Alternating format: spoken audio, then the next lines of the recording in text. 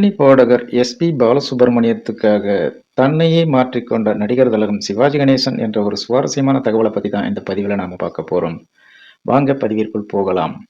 சினிமாவில் ஒவ்வொரு துறையிலும் ஒவ்வொரு ஆளுமைகள் இருப்பார்கள். அந்த வகையில் நடிப்பு துறையில் அந்த காலம் முதல் இப்போது வரை எம்.ஜி.ஆர்., சிவாஜி, ரஜினி, கமல் என சொல்லிக்கொண்டே போகலாம்.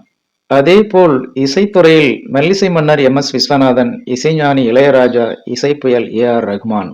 அப்படி பாட்டுத்துறையில் பல சாதனைகளை படைத்தவர் பின்னணி பாடகர் எஸ்.பி. பாலசுப்ரமணியம். இவர் முதலில் புரட்சி தலைவர் எம்.ஜி.ஆருக்காக அடிமை பெண் என்ற திரைப்படத்தில் பாடிய பாடலான ஆயிரம் நிலவே வா என்ற பாடலாகும். அதேபோல் நடிகர் திலகம் சிவாஜி கணேசனுக்காக முதலில் எஸ்.பி.பி பாடிய பாடல் பொட்டு வைத்த முகமோ என்ற பாடல். இது சுமதி என் சுந்தரி என்ற திரைப்படத்திற்காக பாடியிருந்தார். அந்த காலத்தில் பெரும்பாலும் நடிகர் திலகம் சிவாஜி கணேசனுக்கு பின்னணி பாடகர் டி.எம். சௌந்தரராஜன் தான் பாடல்களை பெரும்பாலும் பாடியிருப்பார். பின்னணி பாடகர் டி.எம். சௌந்தரராஜனின் குரல் எவ்வளவு கம்பீரமாக இருக்கும் என்பது அனைவருக்குமே தெரியும். அதற்காக டி.எம். சௌந்தரராஜன் மாதிரி பாடி எஸ்.பி. பாலசுப்ரமணியம் தன்னுடைய தனித்திறமையை இழந்துவிடக் கூடாது என்பதற்காக சிவாஜி கணேசன் அவர்கள் எஸ்.பி. பாலசுப்ரமணியத்துக்கு தைரியம் சொன்னாராம். அதாவது சிவாஜி எஸ்.பி.பி.யிடம் உன் குரலிலேயே நீ பாடு, வாய்ஸை மாற்றி பாட வேண்டாம், உன் குரலுக்கு ஏற்ப நான் என்னுடைய நடிப்பில் மாற்றிக்கொள்கிறேன் என்று தைரியம் சொன்னாராம் சிவாஜி. அதுவரை டி.எம்.எஸ். சிவாஜி காம்போவையே விரும்பிய மக்களுக்கு ஒரு வித்தியாசமான புது அனுபவத்தை பொட்டு வைத்த முகமோ என்ற பாடல் தந்தது.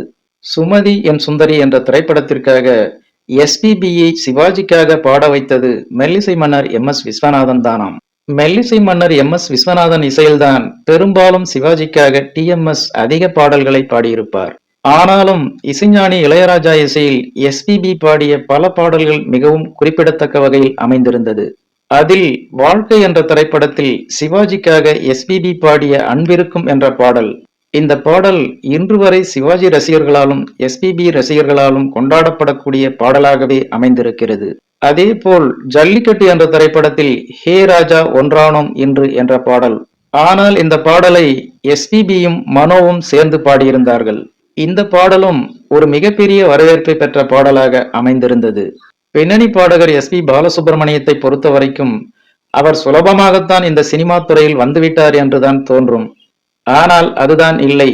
ஆரம்ப காலகட்டங்களில் எல்லா கலைஞர்களும் எப்படிப்பட்ட போராட்டத்தை சந்தித்துவிட்டு சினிமாவிற்குள் நுழைந்தார்களோ அப்படித்தான் எஸ்.பி.பியும் நுழைந்தார்.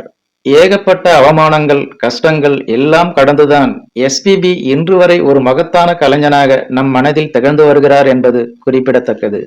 ஓகே ஃப்ரெண்ட்ஸ், இந்த ஒரு சுவாரஸ்யமான தகவல் உங்களுக்கு பிடித்திருக்கும் என நம்புகிறேன். மேலும் இது போன்ற வேறொரு சுவாரஸ்யமான தகவலுடன் சந்திக்கலாம். அதுவரை உங்களிடமிருந்து விடைபெறுவது ஐம் சி இளங்கோ. நன்றி, வணக்கம்.